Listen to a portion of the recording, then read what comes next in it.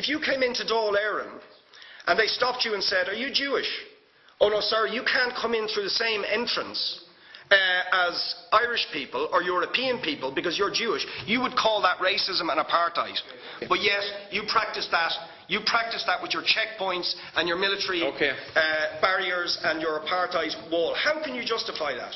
I'm one of the people who thinks you should be expelled from this country, and I believe that that's nothing to do with you personally.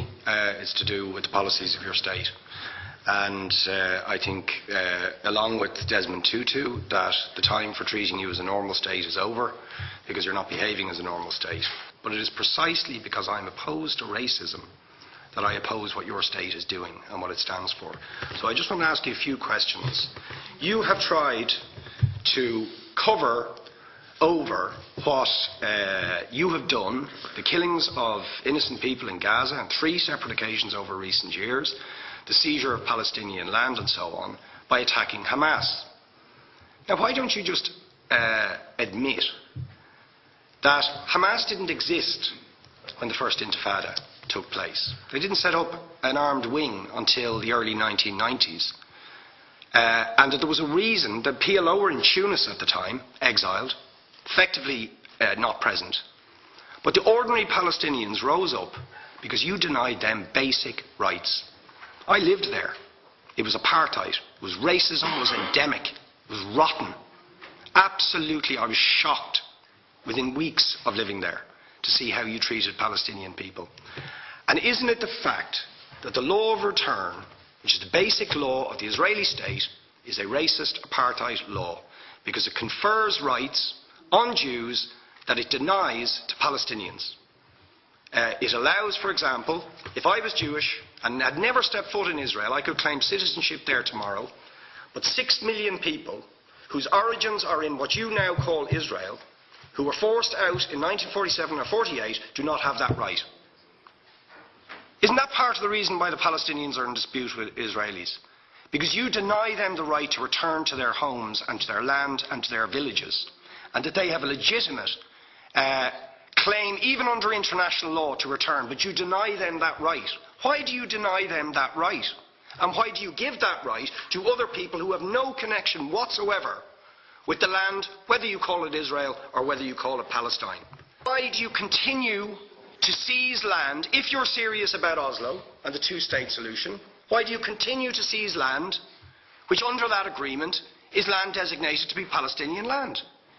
500,000 people, most of which has taken place since Oslo. You allow that to happen. Why do you allow it to happen if you're serious about giving this land to the Palestinians? It's absolutely extraordinary. And it just, you must, are you not just taking us, Ambassador, for idiots? That you can say with a straight face, we're serious about peace, but while we're serious about peace, we're going to seize Palestinian land. And you expect the Palestinians to just sit back and do nothing about that. And the world to accept that that is an acceptable way to behave. And you asked earlier on, what could we have some constructive solutions? Now you know what the Palestinian people have been asking for. Far less even than some people would ask for. Because I believe the whole apartheid system should be dismantled. But what they've asked for is to lift the siege of Gaza. Just to lift the siege of Gaza. Let them have an airport. Let them have ports. Let them not be dictated to by a government for whom they do not vote as to what can go in and out of their territories, whether they will have power, whether they will have clean water, whether they will have medicine. What makes you think you're allowed to have nuclear weapons and the 4th biggest army in the world and visit destruction on the people of Gaza, but they have no right to defend themselves? How do you justify those double standards? And very lastly, Ambassador, people like Bishop Tutu, Nelson Mandela, and I would certainly describe your state as an apartheid state, with different laws for people depending on their race or religion. Now, isn't that just the case? That, for example, at checkpoints going into the West Bank, there's a channel if you're Israeli or European, and there's a channel if if you're Arab. Just because you're Arab. If you came into Dáil Éireann and they stopped you and said, are you Jewish? Oh no, sorry, you can't come in through the same entrance as Irish people or European people because you're Jewish, you would call that racism and apartheid. But yet, you practice that. You practice that with your checkpoints and your military barriers and your apartheid wall. How can you justify that?